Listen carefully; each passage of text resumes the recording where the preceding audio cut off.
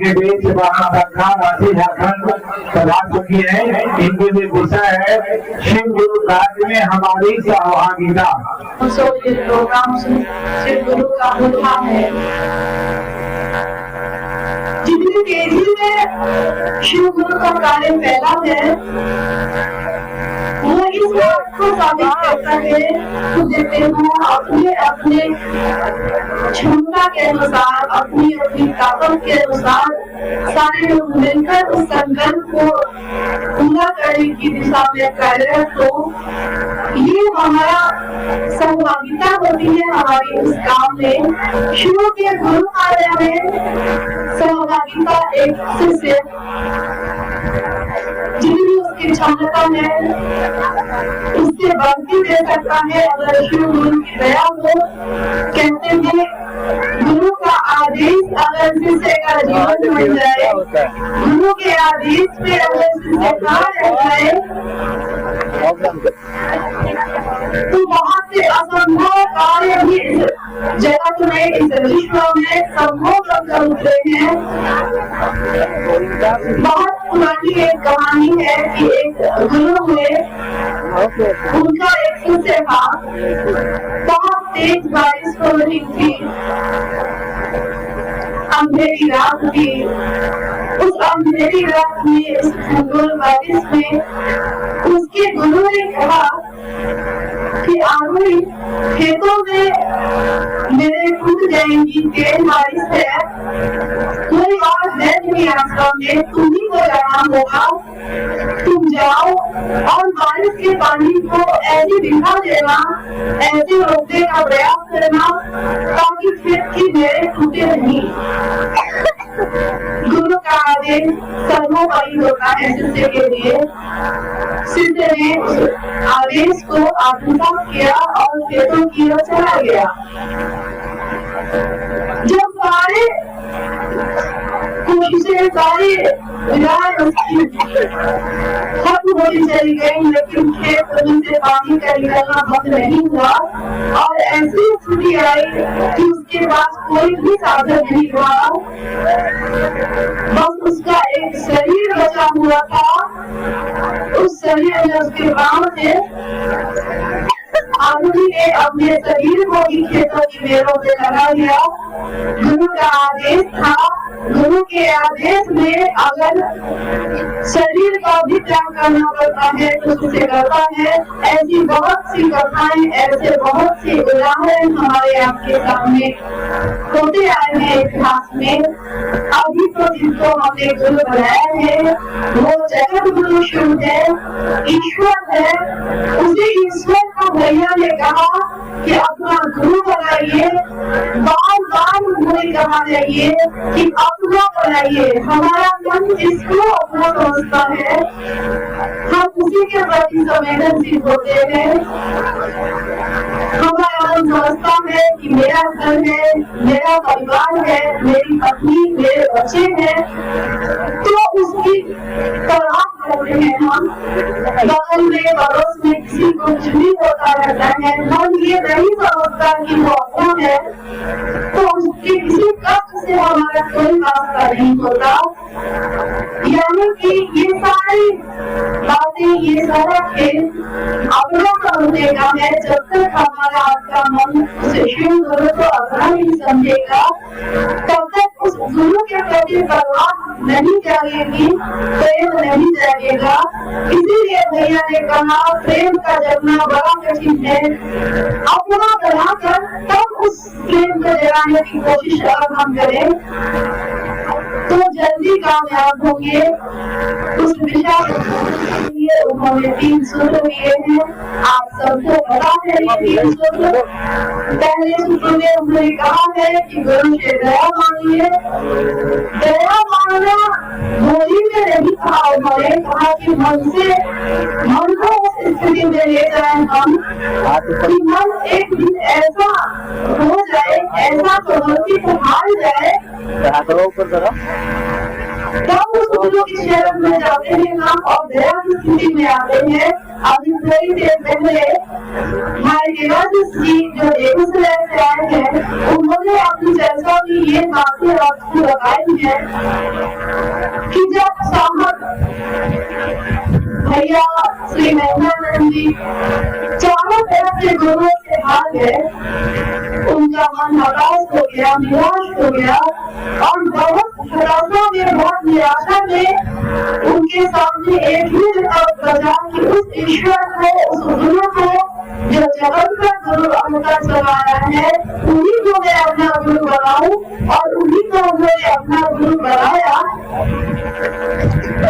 उस हताशा और निराशा में जब कभी कुछ नहीं सोचता और कभी गुरु नजर आते हैं, इसीलिए भैया ने शिष्यानुभूति में अपने अनुभव के आधार पर, अपनी अनुभूति के आधार पर हमको ये बताया है कि जिस तरह से सारे रास्ते छोड़ जाते हैं, हमको आपको बहुत कष्ट होते हैं, बहुत सुख में भी होते हैं, तब भी अपने लोग जलते हैं, बहुत दुख में भी होते हैं, तब भी अपने लोग साथ छोड़ जाते हैं।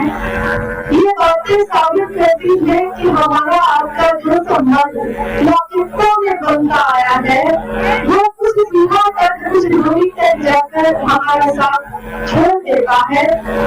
लेकिन जो ईश्वर है, जो जगत के गुरु है, जो हमारे गुरु है, जो अपने गुरु है, वो हमारा साथ कभी नहीं छोड़ते। इस कालखंड के प्रथम से हुए श्री महिमानंद जी, जब गुरु ने उन पे इतनी दया की है कि उनके संकल्प को लेकर चलने वाले आज करोड़ों की संख्या में लोग हैं,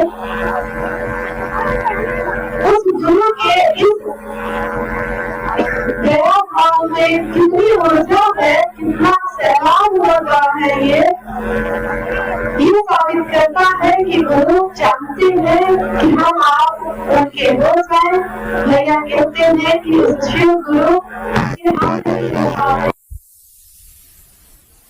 आया है तो चला गया, ये दुख भी आया है तो चला जाएगा, लेकिन मेरे गुरु मेरे थे और जब तक इस शरीर में सांस आती जाती रहेगी, वो गुरु हमारा रहेगा, अपना रहेगा। जब चले जाएंगे तब भी उन्हीं के पास जाएंगे, जब आए थे तब उन्हीं के पास से आए थे।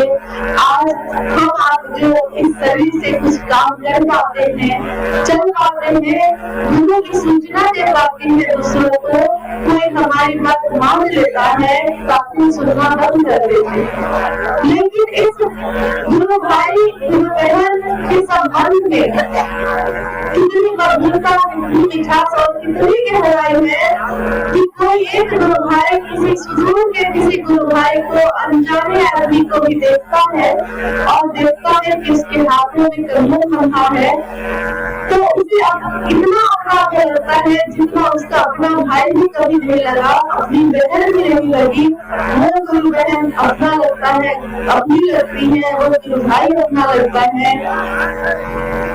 शिव गुरु की इस शिष्यता से जब हम आप खड़े हुए हैं, ये सारा विश्व उनका गुरुकुल है। इस गुरुकुल में रहने वाले एक एक व्यक्ति का आपस में उतना ही संबंध है जितना जन्म देने के समय उस गुरु के मन में उत्पन्न होता है। उस गुरु की दया है, उस गुरु का की प्रेरणा है, उनका आशीर्वाद है कि हम आप उनका काम कर पाते हैं।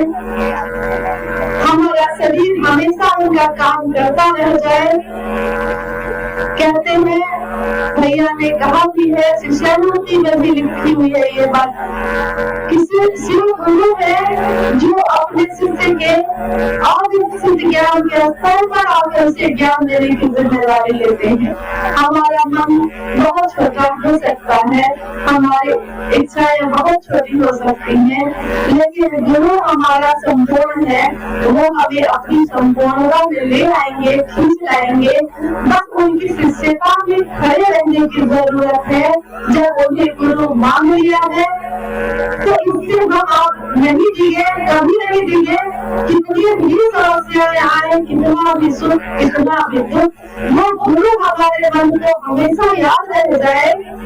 ऐसी दया दुनिया में बहकाने जाए, दुनिया देखे और कहे कि वो देखो शिव कैसे थे, क्या आचरण में क्या बात है उनमें कि इतना सैलाब आया, इतने लोग आए और इस शहर से गुजर गए, शहर को पता भी नहीं चला।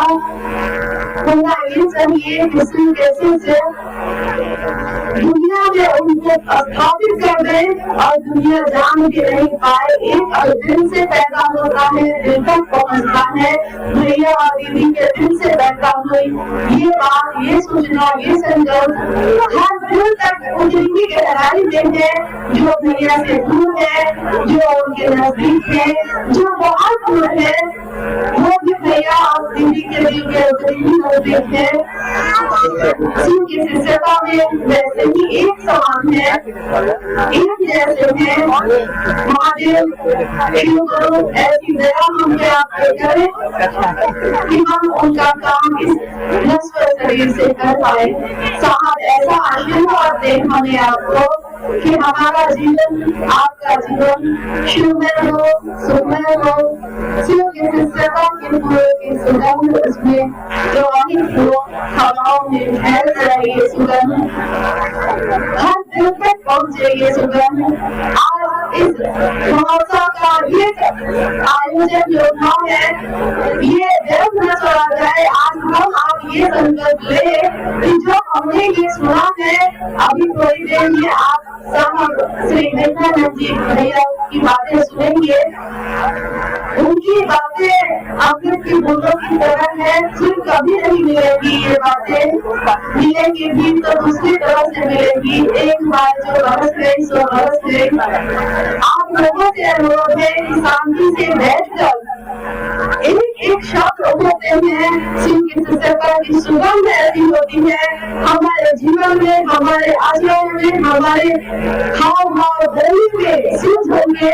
शिव जो गुरु होते हैं हर शिष्य को अपने जैसा बनाते हैं। आप हम ऐसे चले कि लोग कहें कि वो शिव के शिष्य हैं, शिव जैसे हैं। आपका हमारा जीवन शिवमय हो, इसी प्रार्थना और साथ श्री नित्यानंद जी के आशीर्वाद की कामना करते हैं।